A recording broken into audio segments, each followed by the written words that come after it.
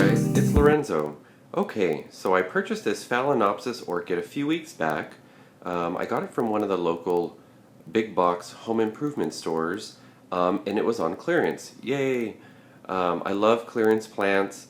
I purchase them all the time, but particularly I like to rescue orchids that seem to be in distress, or they were just not cared for, or the blooms have fallen off, but they really just need a little bit of TLC.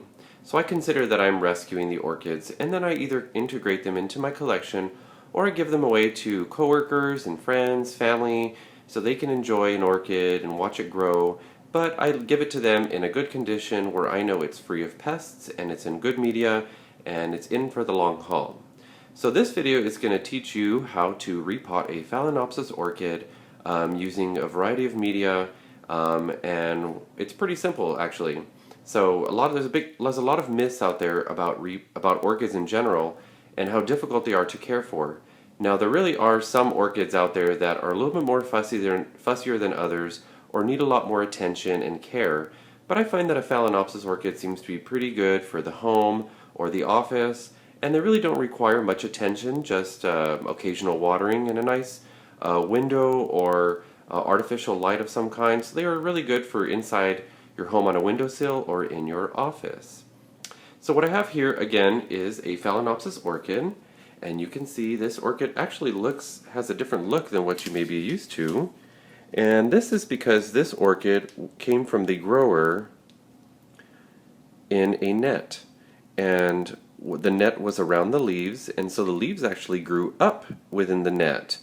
Now once orchid leaves take their shape, whether they are a little more droopy or a little bit more firm and kind of stick out, or in this shape today, that's pretty much the shape that they're going to keep. So as you can see when I picked it up, there is another leaf that is coming out, and it's going to be interesting to see this grow amidst these other leaves that are pointed in the upward direction.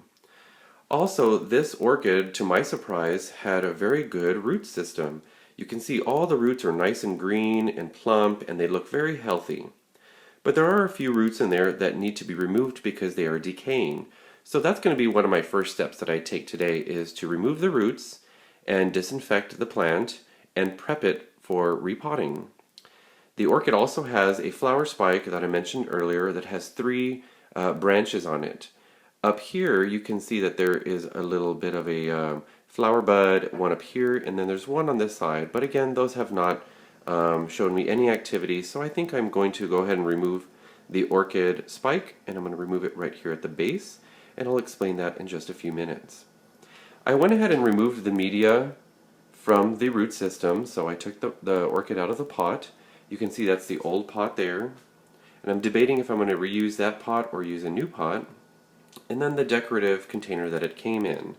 There was one leaf that was, let's see if I can show you here, that was a yellow leaf, and that was on the base of the orchid. It was right in here. So I went ahead and removed that because it was already falling off and it was in the way. So while I'm cleaning up the orchid, I'm going to take care of that. But I'm going to show you what I am going to use to repot this orchid. I do prefer for Phalaenopsis orchids to use a blend of fir bark or pine bark mixed with charcoal, perlite, and I like to use some sphagnum moss. Now a lot of orchids do come from the store either in all sphagnum moss or they come in bark. This particular orchid came in bark, which was really great. And the media was in pretty good condition, but I always like to repot them when I bring them home. So the other kind of orchid bark that I'm using is the pine bark, and that is Orchid. I purchased this bag for about $30 at a hydroponics store. I've only used about a quarter of the bag, and that's from repotting about 20 different orchids. So this bag is going to last me quite a long time, and I store it away in a pantry in a nice cool place, so it's ready to go for the next orchid. So the first thing I'm going to do with this orchid would be to take it out of the pot, but I've already done that, and I've already removed all the media. I've actually taken the orchid to the sink and I rinsed it off.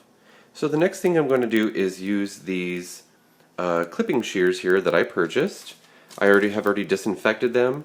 They are ready to go. I really enjoy these shears because they have a nice fine point, and as you can see in comparison to my hands, very small blades. They're easy to use and manipulate within root systems or to remove flower spikes, but I find these to be really versatile and utilitarian in their use for orchid clipping and cleaning up of the root systems. So I'm very satisfied with these clippers here. So I'm going to go ahead and pause the video when so I can remove these dead roots. I will remove them from as close to the base as possible without damaging any of the other healthy roots in the system. So I'm going to clean it up, and then I'm going to place the orchid, and probably rinse it off one more time, place the orchid in my sink, and then I'm going to disinfect the orchid roots with a 3% hydrogen peroxide mix that I learned as a tip from Miss Orchid Girl. Thank you very much, Miss Orchid Girl.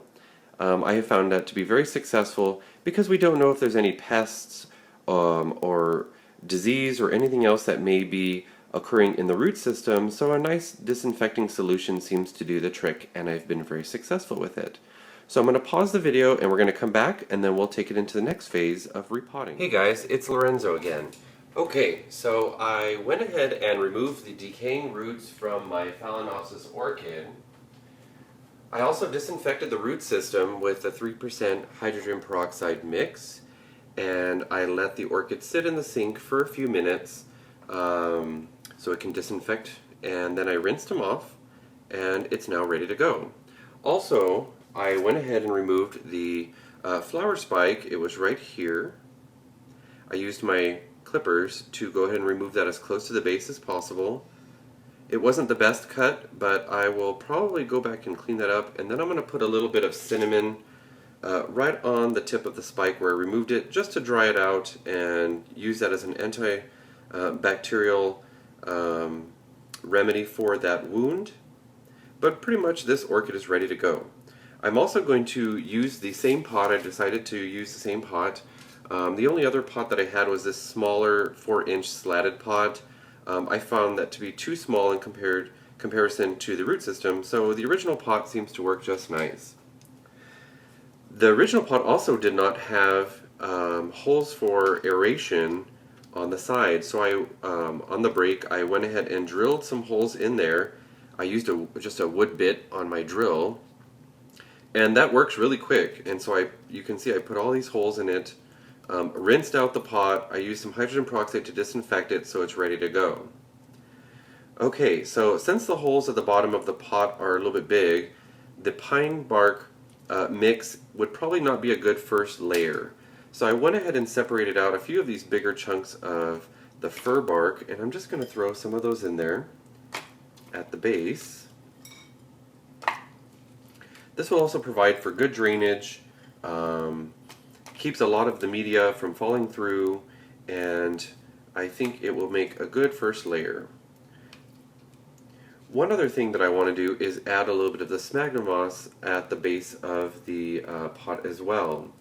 This root system on this orchid are pretty deep, so I want to make sure that the moisture that from the base of the pot reaches these roots, and so I'm going to put just a little bit of sphagnum moss at the very base. Kind of work that in just a little bit. I'm not going to put too much.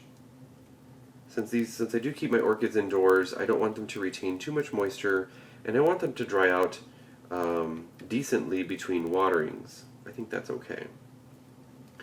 I'm also going to put just a little bit of pine bark in there. And I'm going to tap the pot so the pine bark, the real fine pine bark, can actually kind of get into some of these little crevices on the base. And then I think we're ready to go.